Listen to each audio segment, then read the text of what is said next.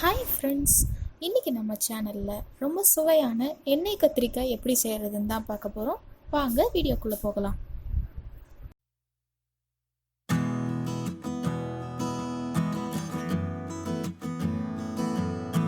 இப்போ நம்ம எண்ணெய் கத்திரிக்காய் செய்கிறதுக்கு 150 கிராம் அளவு கத்திரிக்காய் எடுத்திருக்கோம்.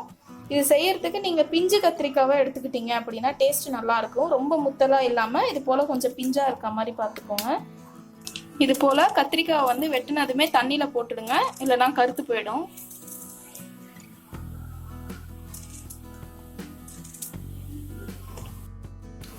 இப்போ நம்ம இந்த எண்ணெய் கத்திரிக்காய் செய்யறதுக்கு ஒரு வெங்காயம் ஒரு தக்காளி நறுக்கிக்கலாம்.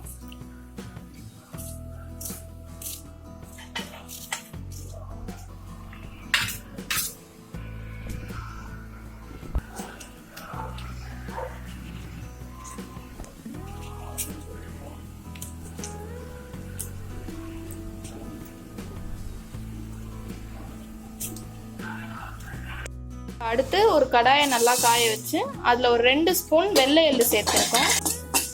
இல்லை உங்ககிட்ட வெள்ளை எள்ளு இல்லைன்னா நீங்கள் கருப்பு எள்ளு கூட சேர்த்துக்கலாம். இது சும்மா ஒரு நிமிஷம் போல் நீங்கள் வறுத்துட்டு அதை ஆஃப் பண்ணிட்டா போதும். வெறும் ட்ரை ரோஸ்ட் தான் நம்ம பண்ணுறோம். இப்போ நம்ம இதை ஆஃப் பண்ணதுக்கு அப்புறமா இது கூடவே ஒரு 2 ஸ்பூன் வறுத்த வேர்க்கடலை தான் சேர்க்குறோம். ஒருவேளை நீங்கள் வறுக்காத வேர்க்கடலை உங்ககிட்ட இருக்குன்னா அதை வறுத்துக்கோங்க. இந்த சூட்டோடவே இது கொஞ்சம் நேரம் இருக்கட்டும். இது ஆறுனதுக்கு அப்புறம் பார்க்கலாம். இப்போ நம்ம அடுத்து ஒரு எலுமிச்சம்பழம் அளவு புளி எடுத்து தண்ணியில் ஊற வச்சிருக்கோம்.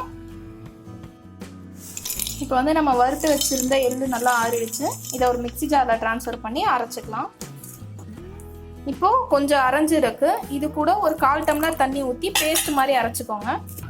இந்த அளவுக்கு ஒரு பேஸ்ட் கன்சிஸ்டன்சியில் அரைச்சிக்கோங்க. இப்போ நம்ம ஊற வச்சிருந்த புளியை வந்து நம்ம போல் நல்லா கரைச்சிக்கலாம். இது போல் ஒரு வடிகட்டியில் வச்சு கரைச்சிக்கோங்க. ஏன்னா அப்போ தான் புளியில் வந்து தூசு மண் ஏதாவது இருந்தால் கூட அது ஃபில்டர் ஆகிடும். இது போல் நம்ம புளியை வந்து நல்லா கரைச்சி எடுத்துக்கிட்டோம். இப்போ ஒரு கடாயை அடுப்பில் வச்சு நல்லா காஞ்சதும் அதில் 100 நல்லெண்ணெய் ஊற்றிக்கோங்க. இந்த டிஷ்ஷுக்கு நல்லெண்ணெய் தான் நல்ல டேஸ்ட் கொடுக்கும். இப்போ எண்ணெய் நல்லா காஞ்சதும் இதில் 1/2 டீஸ்பூன் சீரகம், அப்புறம் 1/2 டீஸ்பூன் மிளகு இது சேர்ந்து கொஞ்சம் பொரிய விட்டுடுங்க. இது உங்களுக்கு நல்லெண்ணெயில பொரியும் போது ஒரு நல்ல வாசனை வரும். நல்லா பொரிஞ்சதும் இந்த ஸ்டேஜ்ல நம்ம வெட்டி வச்சிருந்த வெங்காயத்தை சேர்த்துடலாம்.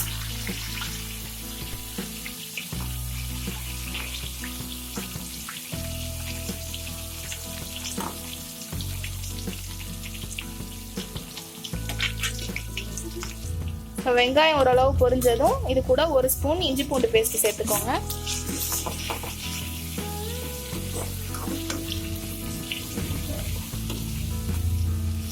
கிளறி விட்டுக்கோங்க. அப்படி இல்லைன்னா இஞ்சி பூண்டு வந்து அடிப்பிடிக்கிற மாதிரி இருக்கும். இப்போ இஞ்சி பூண்டு பொரிஞ்சதும் இது கூட ஒரு தக்காளி நறுக்கி வச்சதும் 2 பச்சை மிளகாவும் சேர்த்துக்கோங்க.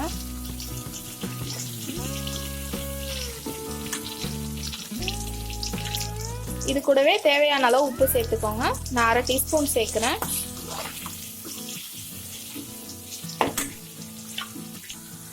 இப்போ தக்காளி வந்து அந்த எண்ணெயோட சேர்ந்து நல்லா வதங்கியிருக்கு.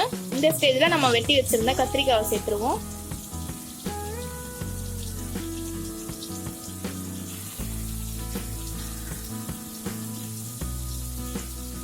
இந்த கத்திரிக்காய் கூட இந்த டிஷ்ஷுக்கு தேவையான அளவு காரம் சேர்த்துடலாம். 1/2 டீஸ்பூன் மிளகாத்தூள் சேர்த்துக்கோங்க. 1/4 டீஸ்பூன் மஞ்சள் சேர்த்துக்கோங்க. இப்போ இதுக்கப்புறம் வந்து நம்ம இது ரொம்ப கிளறி எல்லாம் விடாம தண்ணி கூட எதுவும் நீங்க சேர்க்காதீங்க. சிம்மில் வச்சு இந்த கத்திரிக்காய் அப்படியே மூடி வச்சிருங்க. 2 நிமிஷம் கழிச்சு மூடியை திறந்து லேசா கிளறி விட்டுக்கோங்க.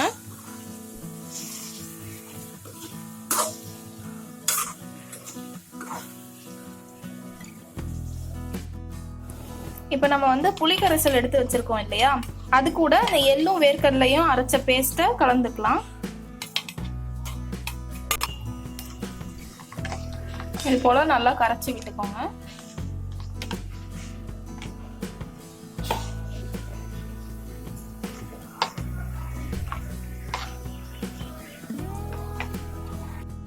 நிமிஷம் வந்து கத்திரிக்காய் மூடி போட்டு வச்சிருந்தோம், நல்லா வெந்துருச்சு.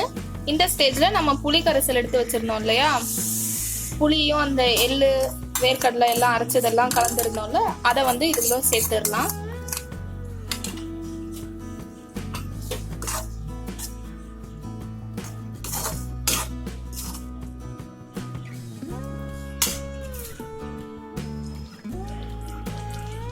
இது கூடவே மேலே வந்து கொத்தமல்லி லைட்டாக வந்து போட்டுக்கலாம்.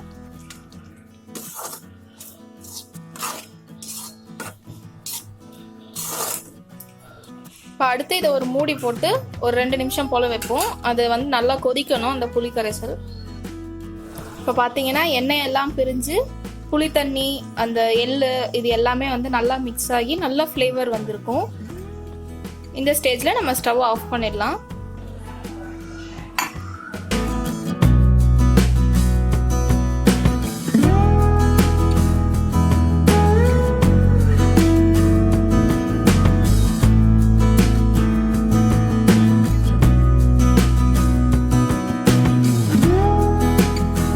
ஸோ அவ்வளோதான் ஃப்ரெண்ட்ஸ், சுவையான எண்ணெய் கத்திரிக்காய் ரெடி ஆயிடுச்சு. இது வந்து நீங்கள் வெஜிடபிள் பிரியாணி இல்லை நான்வெஜ்ஜில் பிரியாணி எது செஞ்சாலுமே ரொம்ப சூப்பராக இருக்கும். இல்லைன்னா நீங்கள் சப்பாத்தி தோசை அதுக்கு கூட நீங்கள் சைட் டிஷ்ஷாக வச்சு சாப்பிட்லாம். ரொம்பவே டேஸ்ட்டாக இருக்கும். நல்லெண்ணெய் சேர்த்துக்கிறதுனால இது உங்களுக்கு ஒரு டிஃப்ரெண்ட் ஃப்ளேவர் கொடுக்கும். நீங்களும் இதை கண்டிப்பாக உங்கள் வீட்டில் ட்ரை பண்ணி. உங்களுக்கு இந்த வீடியோ பிடிச்சிருந்ததுன்னா இந்த சேனலை மறக்காமல் சப்ஸ்கிரைப் பண்ணுங்கள். கூடவே பக்கத்தில் இருக்க பெல் ஐக்கானையும் கிளிக் பண்ணுங்கள். அப்போ தான் என்னோடய அப்கமிங் வீடியோஸ் தவறாமல் உங்களை வந்து சேரும்.